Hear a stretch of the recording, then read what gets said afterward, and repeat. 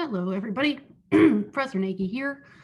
We are going to talk about geographic data formats today. So a little bit more about the files, also known as spatial information.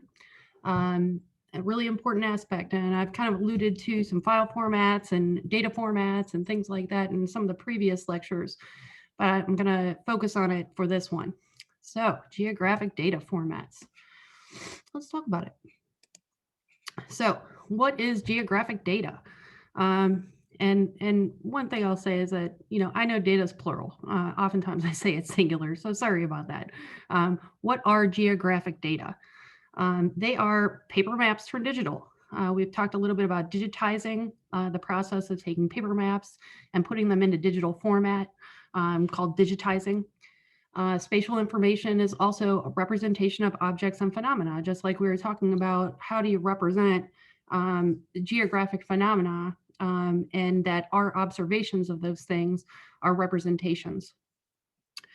Geographic data also includes file storage, really important. What kinds of files are they? What kind of space does it take up? Are there different formats? I'm just going to say there's tons and tons of files. There are tons and tons of geographic information files, spatial data, and that's something you should be really prepared for is the amount of space that saving geographic information will take up on your portable drive, your hard drive, things like that. Also, imagery and coordinate geometry in a program. So spatial information has different file formats. There's some that are associated with coordinate geometry. Those are called vector data. And then there's imagery. We've talked a little bit about satellite imagery and remote sensing.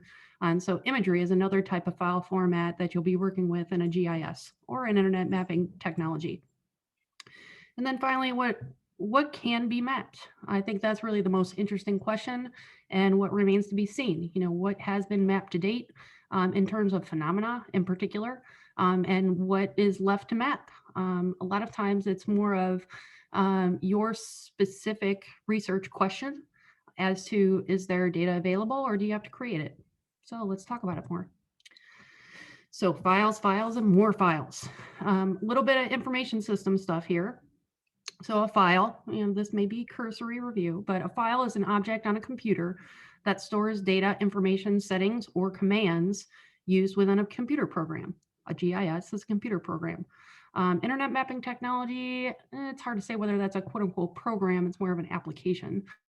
But in a GIS, the GUI, graphical user interface, displays files. Files display as icons that relate to the program that opens the file. You kind of know this in terms of, when you see a .doc, that's a document word processing. When it's .xls, it might be an Excel document. PDF associated with Adobe. So all these different files are proprietary for specific kinds of softwares. GIS is no different. Internet mapping technologies are the other applications that can be used to view spatial information. But a file is created using a software program. So there is some sort of software program that was used to create the file data in the first place. For example, to create a text file, you would use a text editor. To create an image file, you'd use an image editor. And to create a document, you would use a word processor. So just examples of files. And something you already know as well, computer files are stored on a drive or server. Now we're seeing more files stored in the cloud. That is a web-based storage system that does not exist on your computer, but rather through the internet. So prepare for file storage. I've mentioned this before, and the requirement to have at least 10 gigs of space available is important. So a file size is a measure of space a file takes up on a storage medium. A computer hard drive, a flash drive, a portable drive, again, also can be stored in the cloud. File sizes can be measured in bytes, kilobytes, megabytes, gigabytes, and terabytes, and beyond. I think it's important to understand the units of size associated with files, your bytes, kilobytes, megabytes, so on. For file storage, either logical or physical is required for a file or data set. This includes the drives and servers in which you'll be using. So you do have to have a certain level of basic proficiency with information systems. Excuse me. GIS files are stored the way you would store any other type of file, but note that one GIS file may include multiple file types that comprise one shapefile. So I'm using a new term here, shapefile. Shapefile is one of the standard file formats. We'll talk more about the shapefile format in this talk, but know that one GIS file that you would load into the software is actually comprised of multiple files, and I'll show you examples of that when we're working with the software. But keep that in mind that one file of spatial data may actually be made up of multiple files. Different types of geographic data. So you've got graphic versus non-graphic.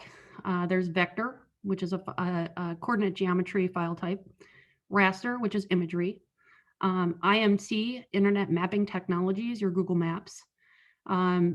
Oftentimes spatial data isn't just what you see in terms of the picture, the graphic, but it's also the stuff that's happening in order to make that allow you to see that. And so we've talked about databases a little bit, and we'll talk more about them.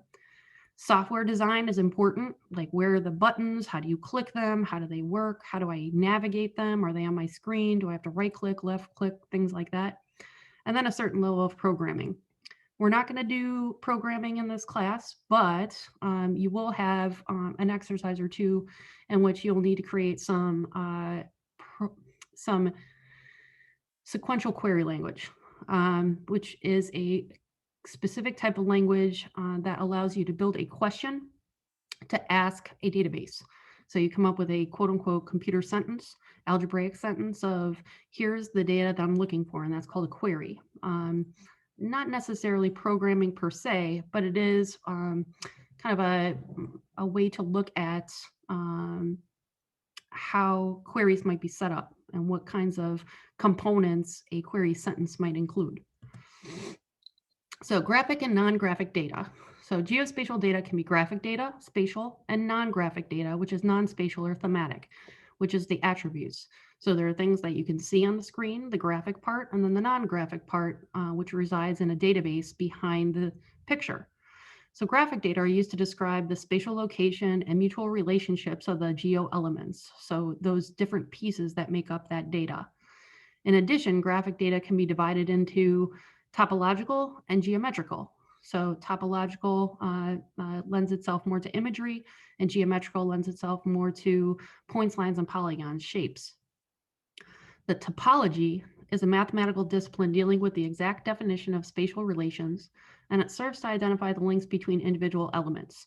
Topology is how those things connect. Your spatial data is a system.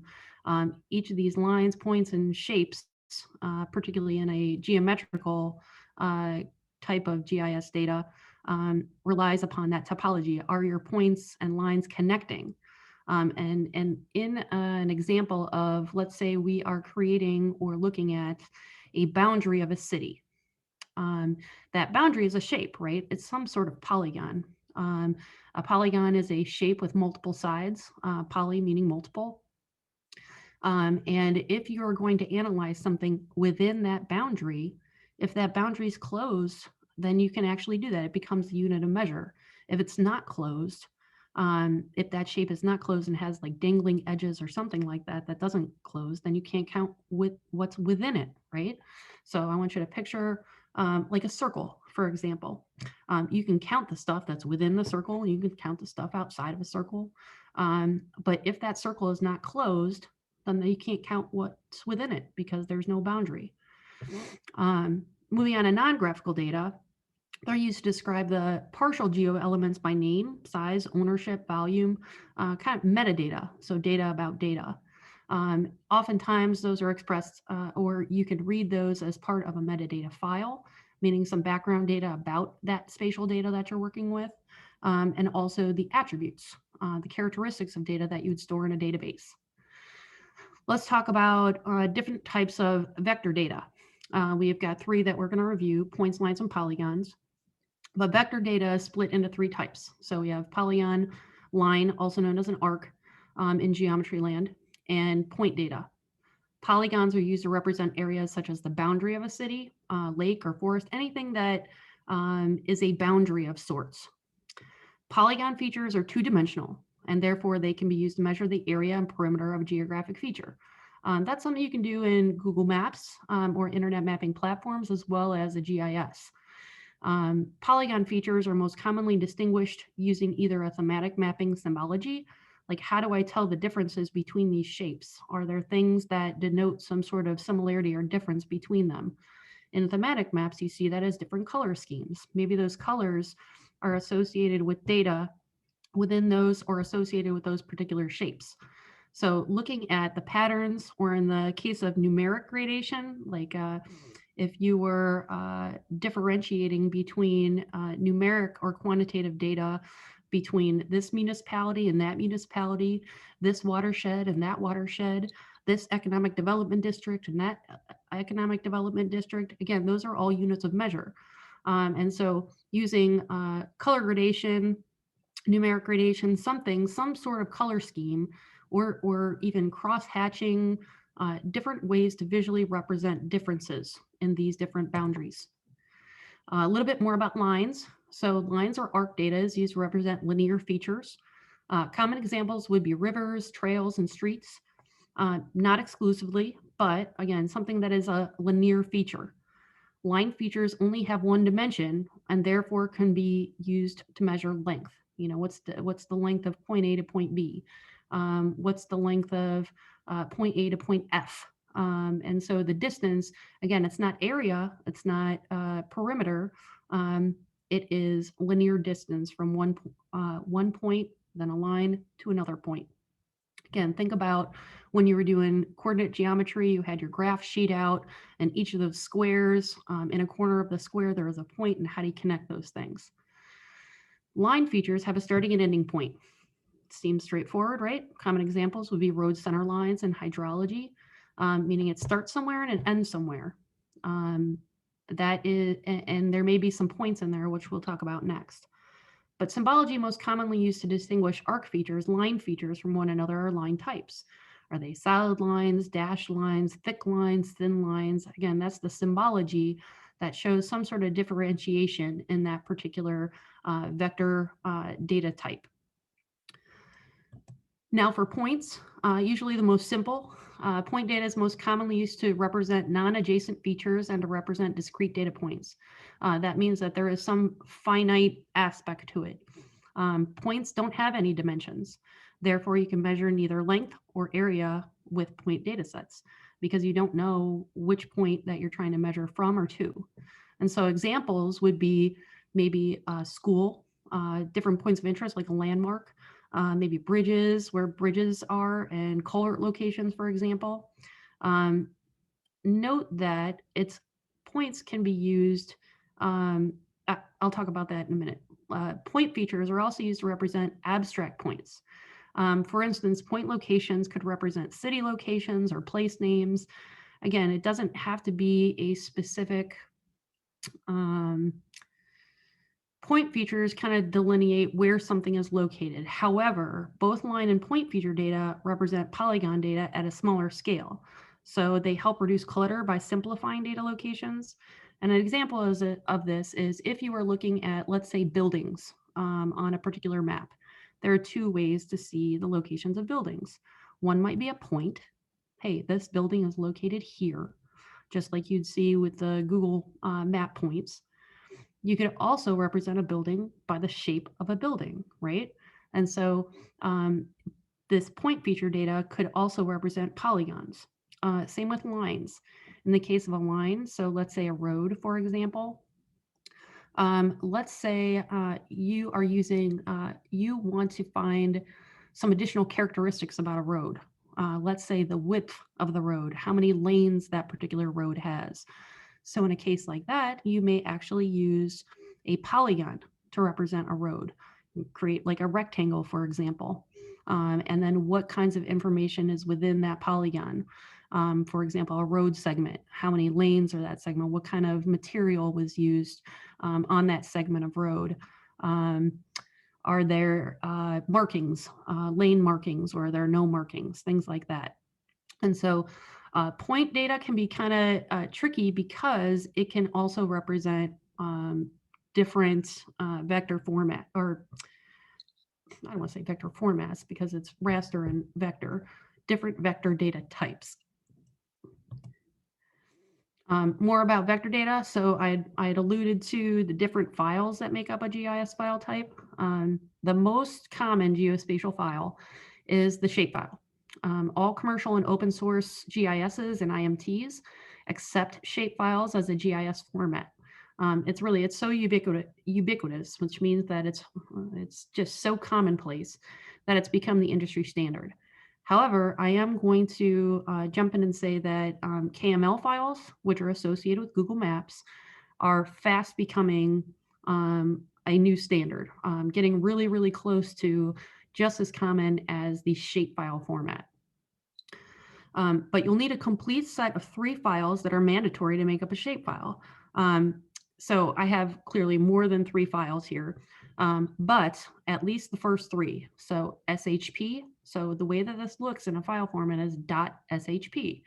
That's the features geometry. So that is associated with vector data, points, lines, and polygons. Then we have a .shx, that's the shape index position.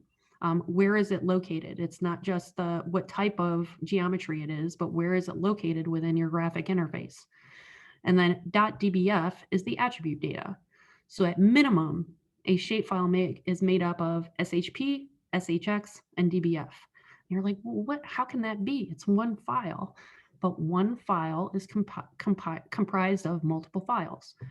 There are some additional files that may be associated with your shapefile.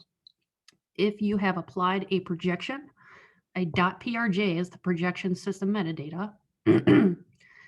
XML is associated metadata. That means a small little file, like a text file or something like that, that tells you, here's where this data came from. It's usually text characters. You've typed in the date that's associated with it, maybe the source where you got it from. The SBN file, .sbn, is the spatial index for optimizing queries. So I'd mentioned that one of the things we'll do is prepare a query, a question from which to ask an attribute data set.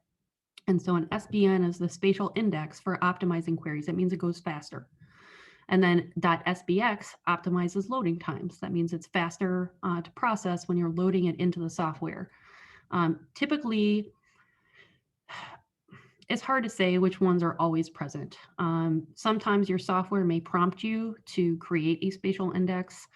If your files are getting bigger and bigger, they need to index that.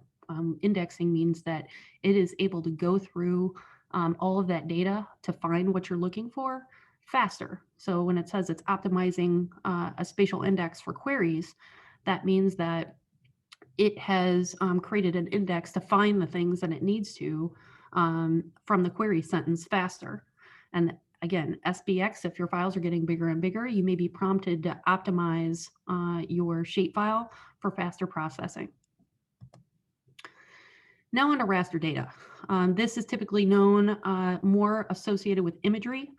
Raster data, also known as grid data, represents the 4th type of features, which is a surface. So raster data indicates some sort of elevation or depth. Rasters are also used to represent thematic data, known as discrete or categorical, and that shows features such as land use or soil class, again, in an imagery format, a pixel format. So you can see on the picture here that's on this particular PowerPoint slide, each of those points in there could represent a pixel on a screen. All raster images are made up of thousands or millions of individual picture elements or pixels.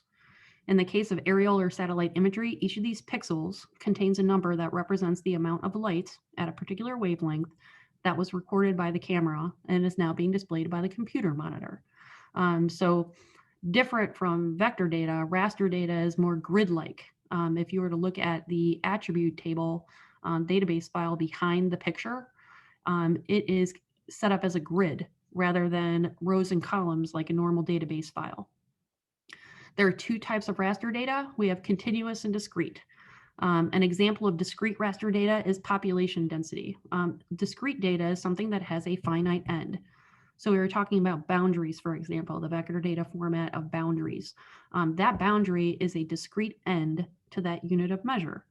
A continuous example, a continuous data set includes temperature and elevation measurements. And this can be somewhat debatable. But it's a really difficult concept. discrete versus continuous in raster data. Continuous data are examples of things that don't have a finite end to it. And so this idea of temperature and elevation measurements. Yes, elevation can be measured like literally centimeter by centimeter, but that's not how we measure things. Continuous data is more of this elevation keeps changing. And there's going to be a point where it comes to its highest point, and there's going to be a point where it comes to its lowest point. That is considered continuous because it doesn't have a boundary around it. It just keeps going and going and going. Depth and elevation, those keep going and going and going across the planet. Temperature, yes, we can measure a discrete temperature at a discrete location. But if we were looking at temperatures, let's say across Northeast Ohio, you're going to have variations in temperatures, right? Some in places where there's high asphalt, it's going to be hotter in the summer. In places where there is more green space, more soil to absorb the heat from the sun in the summer, those are going to be cooler. And so temperatures across space can be seen as continuous data. Raster data types, again, in its simplest form, a raster consists of a matrix of cells or pixels organized into rows and columns on a grid. Each cell contains a value representing information such as temperature or light reflection. Rasters can represent a wide variety of data. So I have a couple different types here. We have continuous, so we've mentioned elevation and temperatures. Some additional types of continuous data include precipitation and reflectance, how much light is absorbed at particular places. And then we have categorical, land cover type, soil type, vegetation type. Again, the attribute data that is part of the grid of cells behind them, you can use numbers to represent what type of land cover, what number is associated with a certain soil type or vegetation type. So again, your grid and you can modify data in the grid, or it just comes with that particular data set. For our purposes in BASIC, we're just going to look at a continuous data set and do some categorizing of that information. So you'll see, oh, here's how I might classify a raster image in terms of maybe temperature or elevation or things like that. And so you'll have a little bit of practice with that. More about raster data. The geotiff has become an industry image standard file for GIS and satellite remote sensing applications. Geotiff is, again, an image standard file. It is not the same as a shapefile, and it shouldn't be seen as like competition for a shapefile. Geotiff, if you have experience with image programs, a TIFF file, .tif, is an image file. And so when it comes to raster data, geotiff is associated with the satellite and aerial imagery file types. But you can convert a geotiff to a shapefile, and you can convert a shapefile to other image formats as well. But I want you to know that geotiff is a standard for remote sensing data, in particular with remote sensing applications, programs, and applications. Geotiffs can be accompanied by other files, just like we have on the shapefile, which is made up of multiple files. A geotiff can include a .tfw, the world file that's required to give your raster geolocation, like where it's actually placed upon the earth in your representation. XML, like a shapefile, optionally accompanies geotiffs and are your metadata file. So XML is kind of a standalone and is metadata with lots of different file types, not just GIS. .aux, auxiliary files, store projections and other geographic representation data. And then .ovr pyramid files improves performance for raster display. Again, this isn't, these are commonly not what you're working with in a GIS. You'd be working with these type of files within satellite imagery or remote sensing software. The two that I know off the top of my head, which I'm totally forgetting now because because I just tried to force myself to remember. But there are two remote sensing softwares, and I'm totally blocking, and it's going to come to me now. But I learned one of the remote sensing softwares in college, and it was much different from a GIS. So I'll tell you that. And if I think of the remote sensing programs in this lecture, I will tell you what they are. I'm just forgetting right at this moment. Proprietary raster file types. Here it is. Here's one of them. ERDAS Imagine is one of the remote sensing softwares. IMG files are associated with ERDAS Imagine, not GIS. ERDAS Imagine is a remote sensing software. Again, most of these files are proprietary file formats developed by the respective software makers. So this particular one, raster file type of IMG, is made by Hexagon Geospatial, again, the company that made this particular software. IMG files are commonly used for raster data to store single and multiple bands of satellite data. IMG files use a hierarchical format that are optional to store basic information about the file.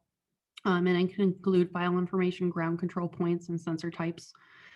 And then each raster layer as part of an IMG file contains information about its data values, so the grid that's behind the picture.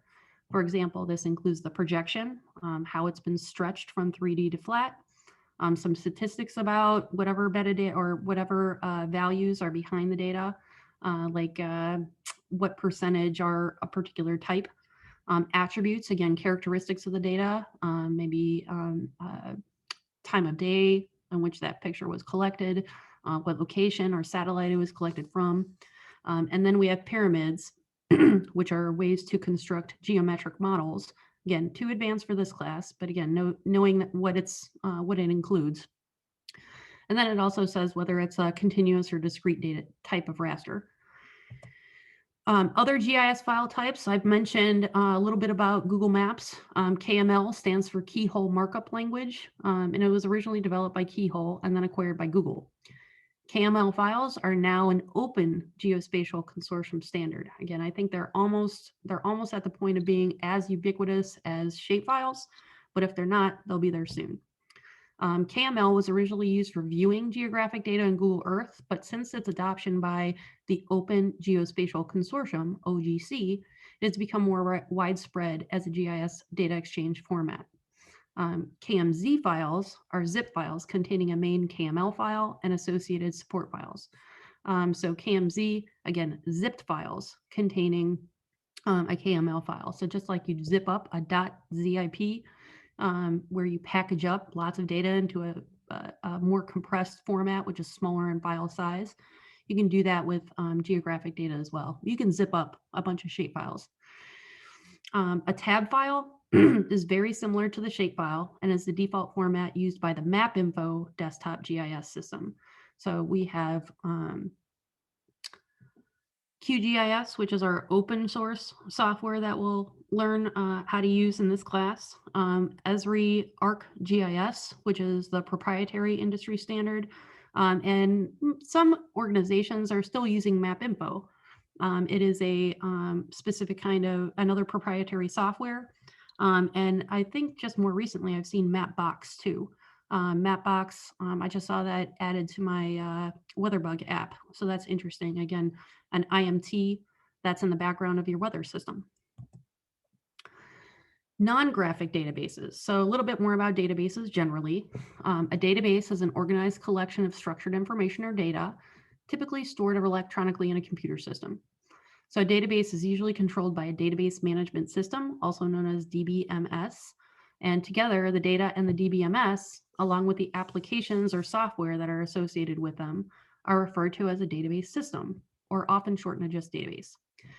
A database management system serves as an interface between the database and its end users or programs, allowing users like you and me to retrieve, update, and manage how information is organized and optimized. Data within the most common types of databases in operation today is typically modeled in rows and columns in a series of tables to make processing and data querying efficient. The data can then be easily accessed, managed, modified, updated, controlled, and organized. You can also make edits to your attribute or database files. That is part of file editing, just like you can do in Microsoft Word where you're editing a document. You can edit the characteristics of the spatial data if you know what that change would be. Excuse me. Database versus spreadsheet. And so databases and spreadsheets are both convenient ways to store information. The primary differences between the two are how the data is stored and manipulated, who can access the data, and how much data can be stored. Spreadsheets were originally designed for one user. They're great for a single user or small number of users who don't need a lot of incredibly complicated data manipulation to do. And so, oftentimes we're working on our Excel sheet and it's something that we're organizing or something that's part of a report, maybe even something at work. That's just the spreadsheet. But databases, on the other hand, are designed to hold much larger collections of organized information, massive amounts sometimes.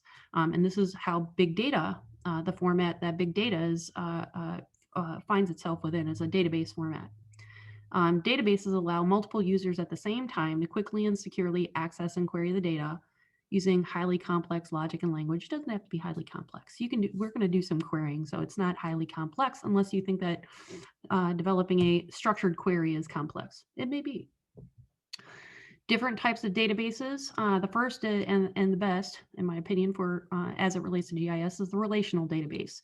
A GIS is a relational database management system.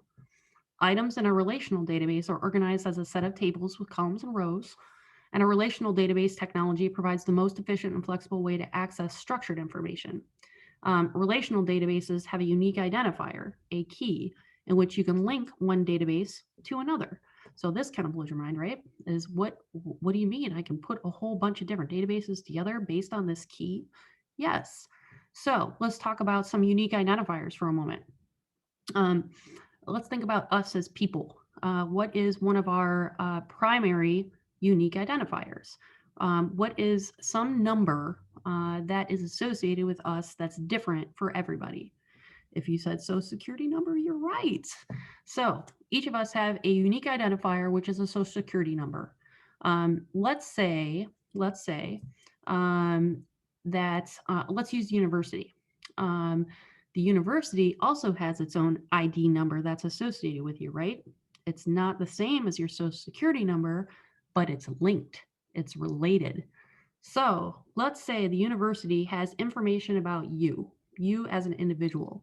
That probably includes the social security number, your first name, your last name, your middle initial, your date of birth. I don't know. I'm gonna skip on some of the other characteristics which they might keep on file about us. But the other half is, okay, they want to protect your social security number. That is private information, not something that should be released to anybody. So they come up with a student ID. And that is what you see. That is what I see when I'm looking at information about you as a student. So they remove the social security number from that database and they just have a student ID. But how do you connect those things? Let's say your social security number, your name, your date of birth, and things like that are over in another database. But wait, they have created another ID for you that links back to your social security number. And so that connects two different databases. So let's say according to the database that has your student ID, that has, what class you're in, freshman, sophomore, junior, senior, what classes you're taking, what your major is, things like that. So that's different from your demographic information of who you are, birth date, gender, things like that. But you can connect those two databases with the key of the social security number. Fun stuff, right? Object-oriented database is a little bit different. Information in an object-oriented database, too many DBOT syllables there, is represented in the form of objects, as in the object-oriented programming. The graphic side of GIS is composed of objects, the geometry or the pixels that you see in the graphic. But each GIS database, geodatabase, and when you're starting to work with geographic information systems, internet mapping technologies, you'll notice that they put geo in front of everything. It is just a way to kind of put it into GIS land. Geodatabase, geo information, you name it. They put geo in front of it, and then that gives you an indication that it's GIS or digital mapping based. But each GIS database does include an object ID. So when you are looking at the attributes of a piece of data within your data set, there is an object ID. and that is a default that comes with it because you have a spatial object in your mapping window. A little bit more about querying. So a query means a request for information. You know, if you have a question for me, you're posing a query to me, right? You're asking about something. In a database query, the information is retrieved from a database. So you put a question together, and then it pulls it from the database, pulls those answers. This is handy for data manipulation, adding, removing, and changing data. Most databases use structured query language, SQL, for writing and querying data. SQL is a programming language used by nearly all relational databases to query, manipulate, and define data, and to provide some sort of access control, like who can get to it. A GIS uses SQL in its geodatabase, and a GIS also uses spatial queries in which you are querying the graphic objects present in the map interface. This is a distinguishing feature of a GIS.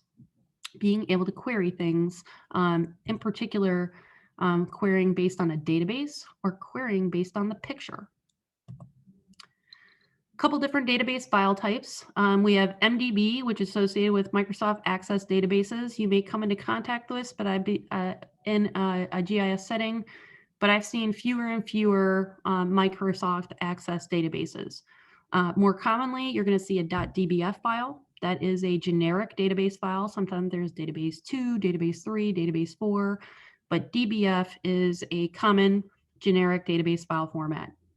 Also .csv, that is another generic database file type.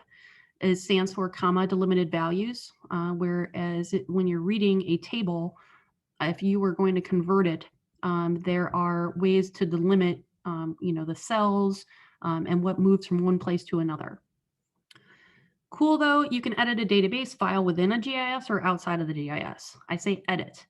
I don't recommend adding records or removing records outside of the GIS, but you can edit data within the database that is just a change to an existing record. And the most common program used to edit or clean data is Excel. So you can open up DBF and CSV files in Excel. The caveat is, even though you're opening in Excel, you should still save it back as a DBF file or a CSV file. Do not save it as an XLS. And it's because it gets a little funny with different versions of Excel. Now we have, as part of the new Microsoft Office, we have DocX, XLSX. We have this X that's at the end of the newer file formats associated with Office. Some of those newer file formats that X at the end gets in the way because it's proprietary. It's a pay-for software. And so defaulting to some of your generics of DBF and CSV is a better way to save data outside of the GIS. That's how you'll see it too. A little bit more about software design. So again, I don't expect you to be programmers or people that are creating the buttons and the softwares, but it's important to know what you're looking at. And so a software display of program options that allows a user to choose commands by pointing to icons, dialog boxes, and lists of menu items on the screen, typically using a mouse. This is where you're seeing the different components of the software. There are buttons and boxes all over the place. There are layers, there are different windows. And so this is the user interface. So all GIS functionality is invoked through the GUI, the GUI. In order to become an effective GIS user, you'll need to become intimately and instinctively familiar with the different parts of the GUI, GUI. The different components, when operating systems and applications incorporate a GUI, commands and actions are performed through direct manipulation of the graphical elements on the screen. That means you're clicking a button in the software. You're clicking some sort of image or icon. Within the GUI, the following types of interface elements are commonly used. So we have windows. Those display information on the screen. Applications, web pages, and documents all open in Windows. Windows can be moved, resized, and placed in front of each other. Again, those are dialog boxes that come up to say, here's a particular aspect of the software that you're working with. Then we have menus. They offer lists of actions to choose from. Those are typically the drop downs that are associated with different file programs. So along the top, for example, again, I'm going to use Microsoft Office or Microsoft Word as a descriptor here. Your menu is along the top. Those are those different commands that can be accessed through those drop-down menus. There are different actions to choose from, and they arrange the commands available in an application into logical groups, which things go together, which things don't. Input controls enable users to select one or more options from a list, and those include checkboxes, option buttons, drop-down lists, toggles, text fields, and date and time pickers. Then we have navigational components. Those enable users to move from place to place within the user interface. This is kind of like your panning, where you have a hand and you're moving the graphic elements around. And when you're in Google Maps, for example, you pan and you move the image from one place to another within your screen. Some examples of navigational components, breadcrumbs, sliders, search boxes, pagination, and tags. And again, the hand button or hand icon. Then we have informational components, which tell users the status of a task. Those include notifications of incoming messages, like in your email, a progress bar. If you're saving a file, you see the progress bar, how quick is it going to save? Tool tips and pop-up windows. If something didn't go right, you get a pop-up window with an error or something like that. And all of these are components of GUI, and you may not think of them too much because you don't know the names of them and you're not a software designer, but you're going to be a user, right? You're users now. About programming. So computer programming is a way of giving computers instructions about what they should do next. These instructions are known as code, and computer programmers write code to solve problems or perform a task. The end goal of programming is to create something. That's why computer programming is often described as a mix between art and science. It's technical and analytical, yet creative at the same time. Again, I don't expect you to be programmers, but again, your exposure to seeing how some of these things work is important, and knowing that programming is a part of the software design. You may not be the programmer. However, I've seen more and more GIS positions that ask for some level of programming. So that may lead you to say, I need to know more about programming. Maybe I want to go into computer science. That's something that I want to get better at. That is an option for you in your career choices. Programming and front and back end. So front end development involves working with code that produces the elements that users can see and interact with on the screen. It's all about how the website looks and feels. I'm sure you've entered a website and you're like, oh my God, this is organized terribly. I can't find the things that I'm looking for. And alternatively, you may see, this thing works great. It's low clicking. I can find everything really easy. So that's part of this. Back-end web developers make sure the website works as it should. And the code they write is normally invisible to us. Backend developers work with databases that store information such as customer details and servers, which are where databases usually live. Again, that can be cloud-based as well. But both front-end and back-end computer programming jobs are creative in their own ways. But front-end developers often need to have a visual eye so they can judge what best site users.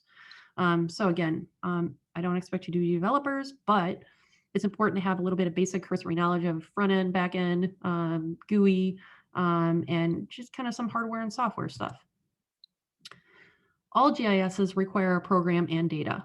No, hands down. I mean, you can't look at Google Maps without there being Google, right? So all IMTs and GISs include files, tools, scripts, and other functionality. Geographic or spatial data can come in many file formats, whether you're finding, creating, or converting data. Knowing operable geographic data file formats is essential. You need to know what programs will view what kinds of file formats. And the GUI is made for you. Most GIS files are too. A lot of times, in my question of what hasn't been mapped yet, it takes some research to see, what's already been done, or else you're going to be doing something over again. But that's okay too. That may give you some practice, or that may give you a different perspective on what hasn't been mapped yet. And so for the rest, using what you know about spatial data formats, database files, and software will give you a running start. So again, what files do I use? What software do I use? What buttons do I use?